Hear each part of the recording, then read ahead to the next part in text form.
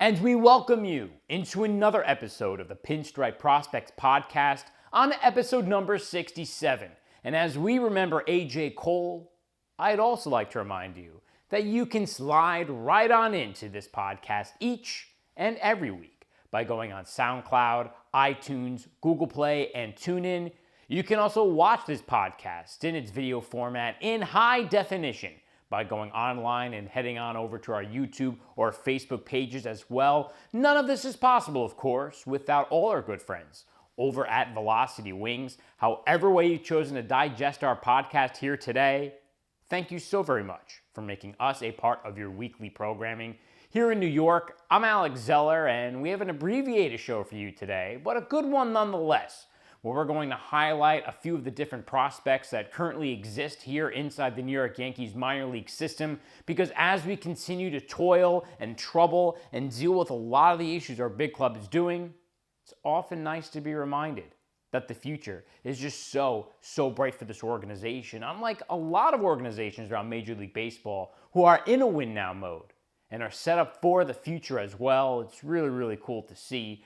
So as we get going, we'll talk about one guy whose dreams are in the future and even got a chance to head up and see what it was like for a day. Of course, I spoke about him yesterday on the Farm Report as well. Hopefully you catch that each and every week. That releases on Saturdays, but he faced some injury concerns and had a rehab assignment recently with the single-A short season Staten Island Yankees. So let's start the show by learning more about the situation surrounding right-handed pitcher Domingo Acevedo. We've talked about Acevedo a lot over the last season, whether it's been here on the podcast or over at the Farm Report, and, well, rightfully so, with lots of great news coming from the young prospect. Of all the prospects the Yankees have, it's probably Domingo Acevedo who fans ask me about the most. Some of it comes from some confusion and misinformation that was put out there, so I'm going to work right now to try to clear some of that up.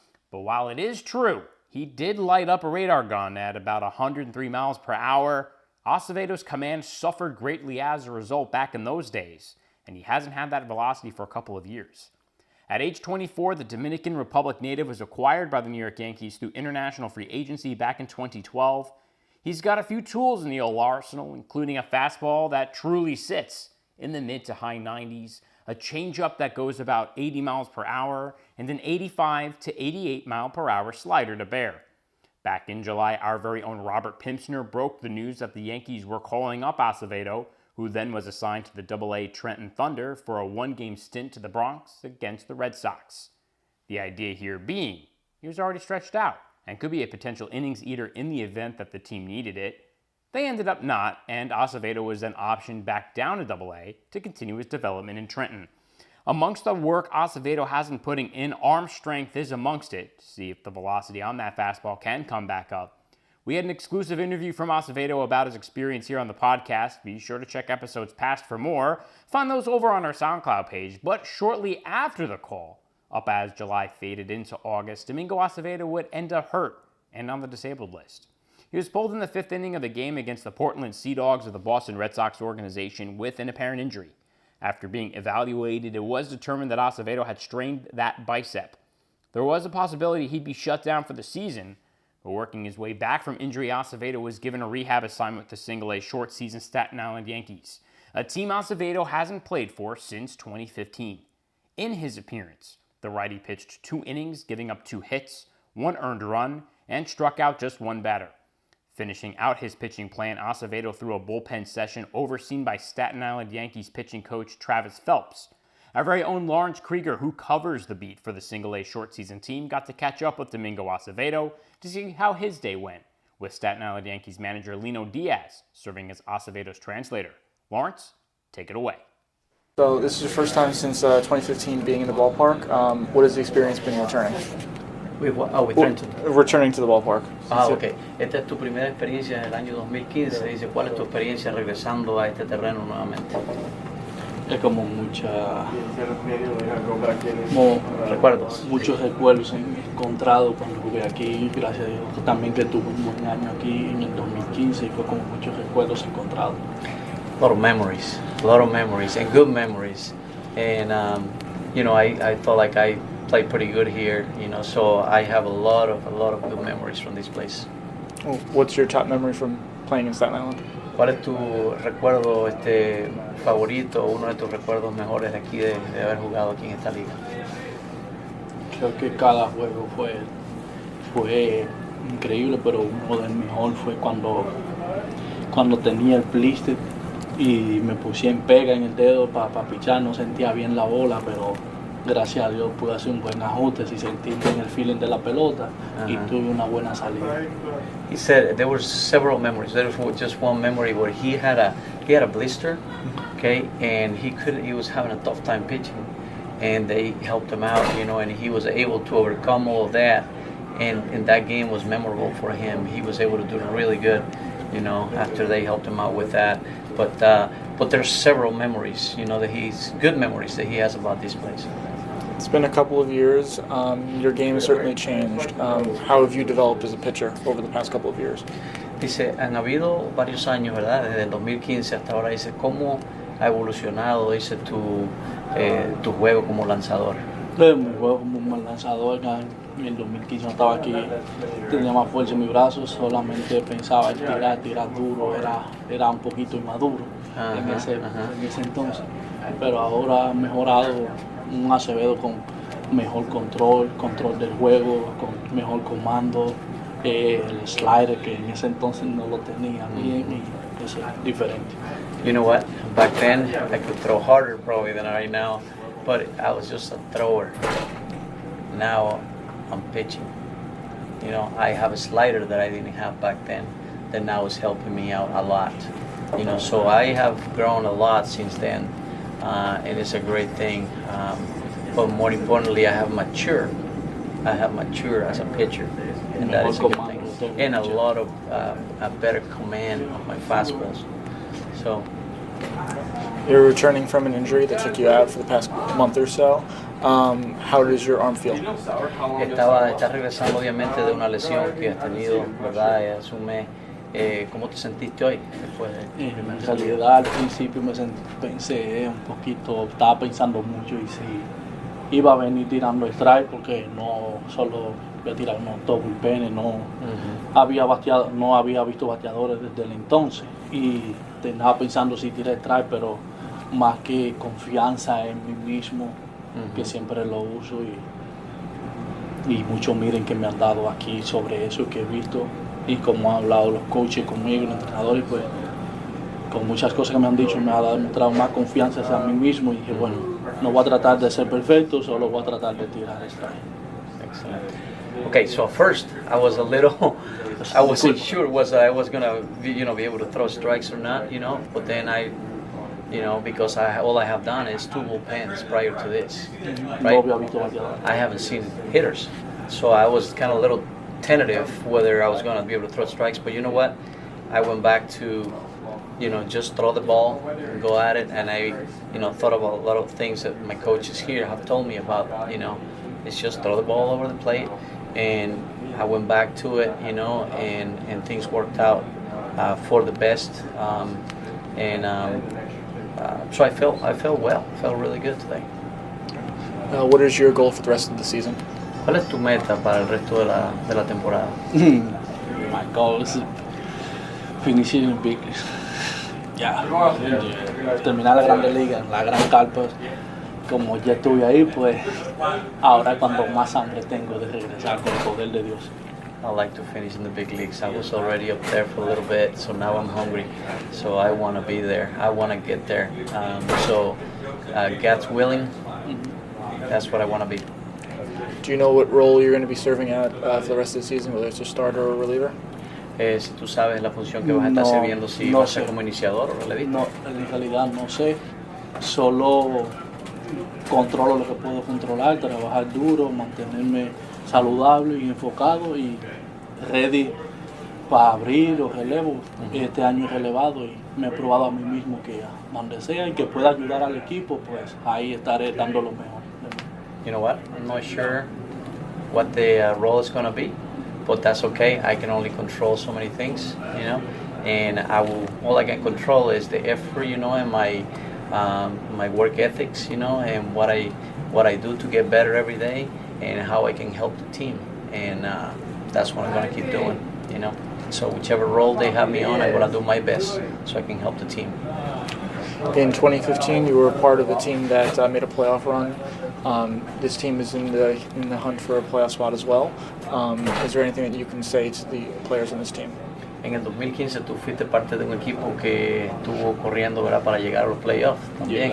Y llegaron a los playoffs. So, ¿qué le dirías tú a este equipo que está ahorita mismo en camino a llegar a los playoffs? Nosotros en el 2015 tuvimos la misma situación de él. Tuvimos que apretar duro para jugar, pero lo que vio y lo que todo, creo y confío que tienen el potencial para llegar a los playoffs, no solo a los playoffs, sino también a la final. Es un buen equipo, veo buena energía, buen compañerismo entre todos, así que pueden hacerlo. I'll tell you what, based on what I saw today, I can see a lot of things happening here. I can see I saw a lot of teammates, you know, a lot of camaraderie, you know, between teammates, saw a lot of energy. I saw a good environment around here, and I see not only the possibility for this team to get in the playoffs, but I see the possibility for this team to win it all. Yo es lo mismo que veía cuando estábamos en el 2015. And there's a lot of those things that I saw when we were in 2015. Y eso es lo más importante en un equipo. And that's the most important thing in a team, you know, that they play well together. I think that's it from me. Our very own Lawrence Krieger, who you just heard conduct that interview with Domingo Acevedo, also got to catch up with Staten Island Yankees manager Lino Diaz on his thoughts of Domingo Acevedo, as well as getting us some updates about an injury that occurred to 2017 first-round pick Clark Schmidt. Lawrence? Okay, so the team played very well today, starting with Domingo Acevedo. What did you see from him today? From Domingo? Yeah. You know what? He, you know, I wasn't sure what to expect, you know, because, you know, when they come in from rehab, you know, you're not sure what you're going to get, you know. But he actually did a really good job. I saw a guy that was composed, you know. I saw a guy that was aggressive, you know, and made his pitches. You know, he threw his pitches. I saw a guy that was healthy, more importantly than anything else. So I was very happy to see that. I have a little history with him from being together on the team last year, and so I know what kind of a guy he is, and it was good to see him healthy. He pitched 2 innings and then pitched a little bit of a bullpen session afterwards. What was the pitch count you were trying to get him to? Well, he's got it's his first outing, so it's like 2 innings and 35 pitches. But, you know, that fluctuates a little bit, but never more than 35 pitches. So he did that, and then after that, he just went out and do a little bit of work with Travis out there after that. But he did a great job today, you know, and more importantly than anything else, that he's healthy. Do you see him being with the club for another start? I'm not sure about that. I really don't know. You know, that's you know, I haven't been communicated yet what's going to happen next. The good thing is that he's healthy. Okay. Frank German came in after him. Again, looked strong when he's been. What did you see from him tonight? Strong, aggressive, good breaking balls. You know, he was in control. You know, he worked with a good tempo, good rhythm. He was in control. I really like what I saw. Okay. The pitch count for him, I think, was somewhere in the 40s. Is that because of kind of an innings limit because he was a college pitcher? Yeah, it has a lot to do with that. Like, we watch over all that. You know, it's a cumulative, and we're just trying to protect all our pitchers. Yep. Garrett Mundell came in afterwards, had the last 4 innings, which is certainly long for what he's been doing lately. Mm-hmm. Is that kind of what you see from their relief pitchers? Because I know Krieger had an outing where he had 50-something pitches. Is that kind of part of the plan for the bullpen? Actually, no. I mean, it's they have like a pitch count. I mean, everything works on pitch counts and stuff like that. The good thing is these guys have been able to get outs with. They've been able to manage pitches really well. Like, they're getting outs with a lot of less pitches. So, with that being said, that you know, we give them a little bit more and a little bit more. But the pitch, they never reach a pitch count really that they have for that. So, like Mundell today, Mundell was really close today, you know. But but he was able to. Mondale did a terrific job today, by the way. Very aggressive, on control. Just kept coming. He just kept coming at him. So very pleased with the way he threw the ball today. Okay. The offense played a little bit more small ball. It looked like they were able to actually take the walks, be a little more patient. Is that what you saw tonight? Yeah, I saw a lot of good things. We ran a little bit more today, but I also saw a more focus with runners in scoring position, less than 2 outs, as far as picking out the pitch to hit. And as a consequence, I thought we had a lot better success. And I believe we were, I think it was 6 for 11 with runners in scoring position, which is really good. So I was very happy to see that. Guys like Torrealba had tremendous at-bats, and also Bastidas, Flames had that, that line drive with when we had the bases loaded, or we had 2 guys on the bases. So those were key at-bats. When you do that, you put your team in a good position to win some games. I think Torrealba had 2 RBI, 2 of his 3 RBI singles to right. I think Bastidas had another one. Is that kind of seeing them come into form? Well, the good thing I like is now they're being more selective. They're being more selective. They have a plan and they're executing it. And they're not biting. They're not, and hopefully we can continue to do that. Because that's part of their growth as a hitter, and I know that's part of the stuff that we are. I know that Kenny, is talking to them about, and we just want to have a plan, and then we want to execute it, be disciplined enough to execute the plan. And if we do that, that's in reality all we control. So, and it is good to see that we are, trying to accomplish that. Andy Diaz was originally put on the roster, on the starting lineup. Alex Jr. came in afterwards. Diaz played eventually. Was there a reason for the late switch? No, actually, he wasn't. That was a mistake on the. He wasn't on the lineup. It was Junior the whole time. So. Okay. Yeah, he was Junior the whole time, and then we brought Diaz later on in the game to replace Soto. Okay. Yeah. Same question as every time. So looking at the board. Yes. Okay. So it was Acevedo and Sherman. So next 2 to finish the series would be Semple and Cortijo? Correct. Okay. I was told to ask, when will Clark Schmidt be making his next start? He is not. He's not. He is probably. He's got some issues they're gonna check. I really don't know exactly. What it is, but so he's not gonna make his next start. Okay. Is he gonna stay with the team, or is he flying to Tampa? He's gonna be flying out to. Flying out to see a doctor and all that. I think that's pretty much all I have then. Okay. All right, thanks, Lawrence, for all your hard work. We'll move now to learn more about right-handed pitching prospect Garrett Whitlock. Whitlock was selected by the New York Yankees in the 18th round of the 2017 draft out of the University of Alabama, Birmingham. This year, Whitlock began his season with the Single-A Charleston River Dogs, where in 7 starts, he only allowed 5 runs in 40 innings with 44 strikeouts and held the opposing batting average to 168. That got Whitlock not only noticed on ranking boards. On MLB.com, he's now the 11th ranked Yankees prospect and the 9th ranked pitcher in the Yankees system, but promoted as well, as the Yankees then assigned Whitlock to the Single-A Advanced Tampa Tarpons. Whitlock even got a spot start for the Double-A Trenton Thunder back on July 18th in a game that was suspended against New Hampshire back on April 29th. Whitlock in that July game went 5 innings, allowing only 3 hits and 5 walks in that outing. For Tampa, Whitlock's ERA is at a 2.42, where he struck out 71 batters so far this season. Our very own Austin Petolillo got to catch up with Whitlock on how his season has been going so far. Austin, take it away. How's the season going so far? So far so good. Thanks. You're still in Tampa. But you were in Charleston to start the year, and then you made a spot start in Trenton. Do you like how your progression has gone so far this year? I'm definitely glad that I'm moving forward. But I just gotta take it one start at a time.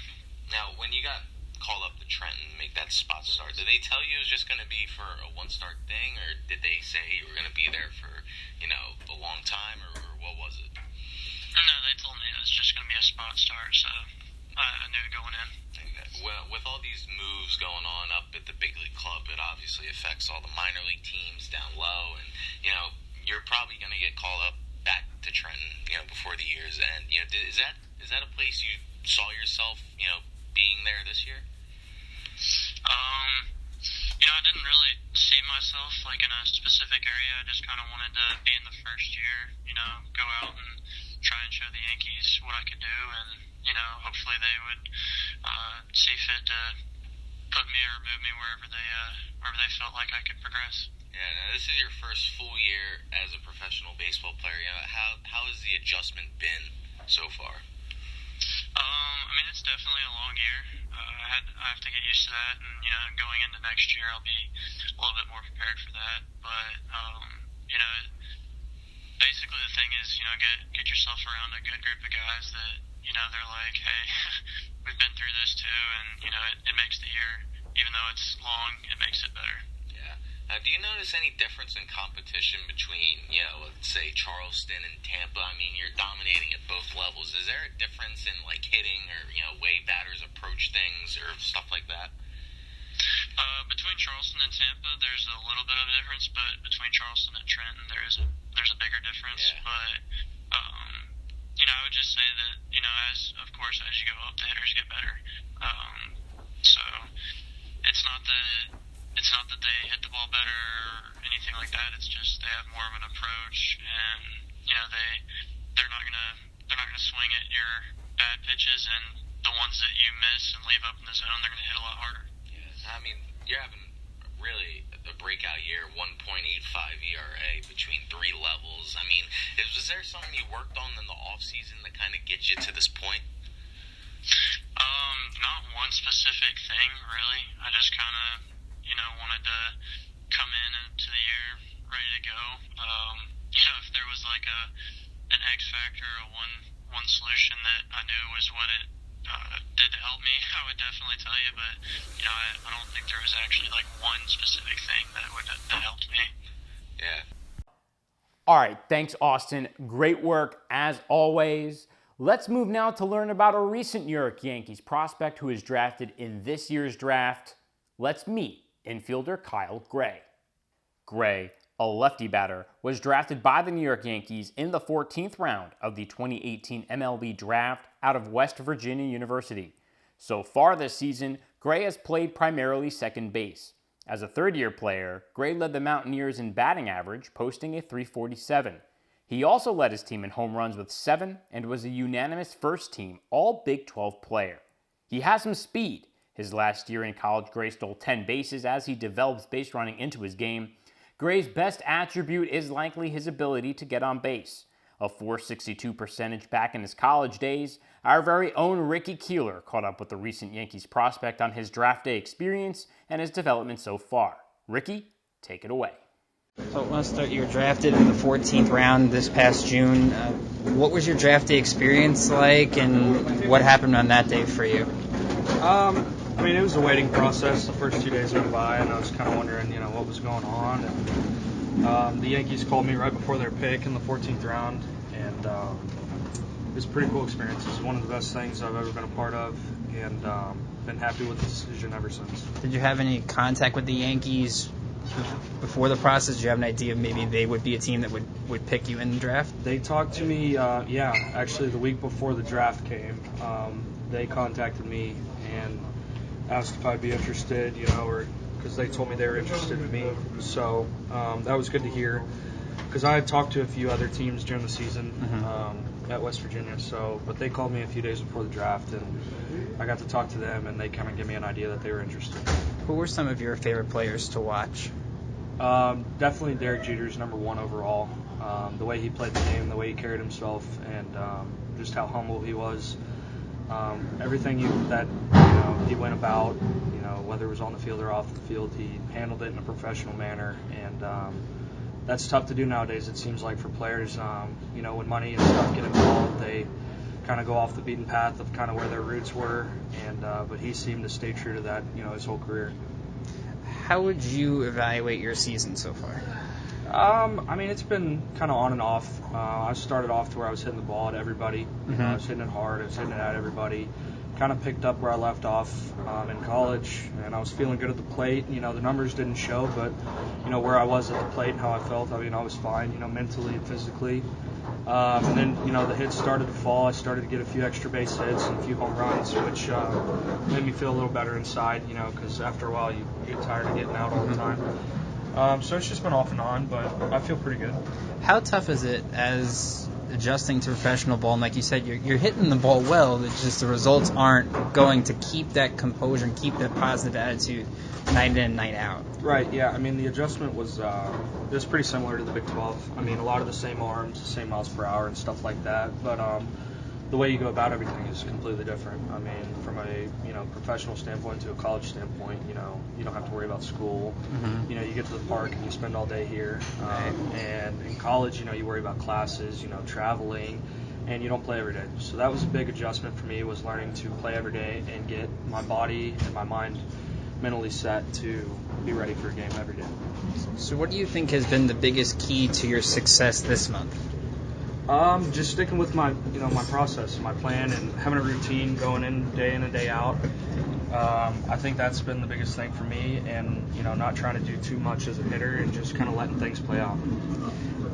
How would you describe your approach at the plate? Simple. I try not to do too much. I just try to see the ball and hit it, and it's been working out good for me. When you look at, one of the things we notice is that you tend to sometimes bunt even for hits. That's something that you've carried throughout even high school into college, and how do you make that a part of your game? Yeah, I mean, in college, my 3 years that I was there, I'd probably get 10 to 12 hits a season just by bunting for a hit. So anytime that the third baseman's back or something like that, or I can pull a bunt and just get a hit to start something off, or kind of move guys over and get a hit while I'm at it, definitely helps the team. So, but yeah, I've been doing that since freshman year of college. How do you think playing for a Big 12 school like West Virginia helped prepare you for professional baseball? It helped a lot. I think going to college and maturing as a person and as a player definitely got me ready to when I stepped foot, in this organization. And I think that the way I take day in and day out in my routine and everything like that was because of how I handled myself in college and how I was taught from those coaches to kind of get me ready for this point in my life. You mentioned that in the Big 12 you see guys with similar miles per hour, similar things like that. Who was the toughest pitcher you faced in the Big 12? There was a lot. I couldn't tell you. I mean, pretty much every Friday night guy in conference was good. Chase Sugar was pretty good this year. Nolan Kingham, two guys from UT, University of Texas, were pretty good. TCU always has arms. Oklahoma had good arms this year, but coming from that to here, it really helped in a sense of having an idea of just better pitching all in all. Compared to in college when we had a midweek game, it was they're throwing 84 miles an hour at you with their fastball, and so. One of the big stories locally around here is Staten Island making it to the Little League World Series. Is that something that you guys have followed in between traveling and playing these games every day? Yeah, absolutely. When we were just away this past series, we were watching them before our game on Sunday and watching them play against Texas. And it's pretty cool. I mean, they were at the field, and we kind of mentioned them during one of our games or before the game. We let them know, that we're behind them and everything like that. So it's pretty cool to see them at the Little League World Series doing what they're doing. When you watch that game, what is some things that impress you the most about the way they play? It's just a bunch of kids going out there and having fun. And that's the coolest thing to watch because, when you're a player and you're at this level, you sometimes take for granted, your childhood days and how simple the game was, and you just went out there and had fun with your buddies that you've been playing all season with. So seeing that really, it's a really good feeling. All right, thanks, Ricky. We'll finish up by learning more about shortstop Eduardo Torrealba, currently assigned to the Single-A short season Staten Island Yankees. Torrealba was acquired in 2016 in free agency by the New York Yankees, and he has absolutely been tearing it up in Staten Island, Torrealba is batting .259 with 20 RBIs on the season. Both Ricky Keeler and Lawrence Krieger got to catch up with Torrealba to see how his season has been going so far. Gentlemen, take it away. So what were you looking for in that at-bat at the end? I just was trying to put the ball in play because Ferreira wasn't there and it's a really fast runner. And with a ground ball, he will be safe in play. And thanks to God, it was a base hit. Do you feel like this kind of hit could spark the rest of your season going forward? Excuse me, repeat please. Could this hit that you had tonight could spark your season going forward the rest of the way? Yes, for sure. So you've had some struggles at the plate so far. What has been your approach? I was working the last week in trying to hit the ball middle to the right field, and that's what I worked the hit today. Was so important. Thanks to my hitting coach, he was working with me, and it was successful. What are your strengths so far, at least offensively? I'm a contact hitter, and that's why I was taking advantage for that because I can hit the ball anyway, and it was the key to win the game. Situational hitting is something that you guys have worked on throughout the entire season. When you get those productive outs like you did today, even with the bunt in the third inning, while it may not show up in the box score, how does it feel to sort of help the team doing the little things to win games like with close ones like you did tonight? You know, when the team made the little things, when you play for the team, always the team will win the games because when you do that little things, every score count. Every run is really important, and when you do that, you will win a lot of games because one player can win a game, but a good team can win a championship. You know? So defense is definitely something you're very strong at. What's your outlook on the defensive side? What is your approach defensively? Defensively, I'm just thinking make the regular plays, and when I make a regular plays, it was a bonus, but just catch the ball and throw to the chest. That's my approach defensively, and help my pitchers.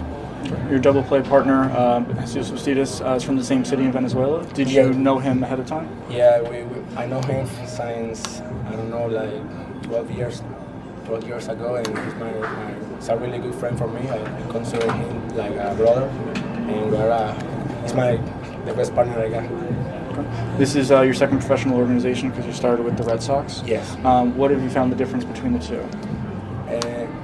I think when the Red Sox was a really good year for me. But when I came to the Yankees, I learned to be a professional. You know, in the Yankees they are really professional. They teach you how to walk, how to dress, and that's really important because you learn how to be a big league player. What was the experience being a free agent for a second time, and why did you choose the Yankees? Wait, can you repeat this? Why did you choose the Yankees, and what was the experience going through that cycle again? It's really good. I like a lot the Yankees. I love that team because, I don't know, I feel really good. The coaches are really good. The players, my teammates are a really good person, and you feel like a family here, and that's the most important thing in the team. What's it like defending out there with the way Nolan Martinez was throwing tonight from your viewpoint? From your viewpoint, the way Nolan was throwing the ball tonight, how does it look defending behind him with how dominant he was? I felt really comfortable in his pitching because he can throw a lot of strike, and I just want to help him. And any ground balls I can take it to help my pitcher, you know, like a team. Hopefully this is the start of better part of your offensive season. What's your goal for the rest of the year? What's your goal for the rest of the season? I just want to work in my career. I want to be really, more fast, working my bat. Like I was the last year, it was a really good year for me. And I just want to work in the little details to be a better player the next year. What's your who do you compare yourself your playing style to? I compare myself with Jose Altuve. I like him because he plays hard. I like to play hard every game, and he can hit, you know, to the right field. He can bunt, and that's a thing. That's my strength. You know, hit the ball to the other side, move the runner. Like in third inning, when we move the runner, bunt the ball, and I compare me with him. I love him. Well, thank you. All right, thanks guys for all your hard work as always. But before we get going, I'd like to remind you that Pinstripe Prospects still needs your help. In an effort to keep the site operational and without a paywall, the team is currently seeking donations. If you feel so inclined, every little bit does help. And that will do it for this week's episode of the Pinstripe Prospects Podcast, episode number 67, named for AJ Cole, but brought to you by our good friends over at Velocity Wings. For Lawrence Krieger, Austin Petolillo, and Ricky Keeler, of course, I'm Alex Zeller, thanking you guys once again for watching and listening on your favorite way of digesting podcasts and for making us a part of your weekly programming. With the season beginning to die down, well, here at the Pinstripe Prospects, we're gonna continue to ramp it up. You'll see exclusive articles that you guys should check out throughout the week over at pinstripeprospects.com. We'll still be releasing the Farm Report every Saturday and this podcast every single Monday as well. I'll see you guys on Saturday with the next edition of the Pinstripe Prospects Farm Report. And until then, guys, thanks for watching, and I'll see you then. Have a great week.